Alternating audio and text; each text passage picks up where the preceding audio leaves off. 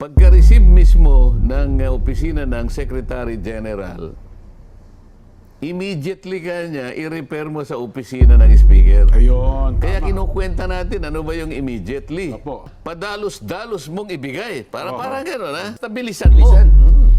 Ibig sabihin, huwag kang magpatumpik-tumpik. Aha. Huwag mong tatagalan. Huwag kang kukupad-kupad. Yan ang ibig sabihin nun eh.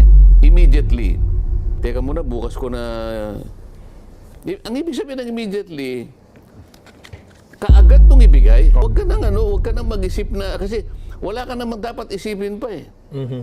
Pag nakita mo na yun ay verified, yun naman, kaya napakadali naman, may checklist kung anong verification. Napakarami niyang abogado doon na mag-a-advise sa kanya, o palagay mo ng isang araw.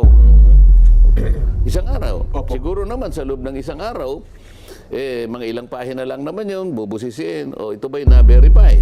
Pag verified kasi, talagang may nagnotaryo, tiningnan kung yung forma, nandiyan ba yung forma, may cause of action ba, may ganito. O sige, i-repair na natin. Paano ngayon sila magbibigay ng under oath na sagot sa mga requirements na yun ng Korte Suprema? Wala nga siyang discretion eh.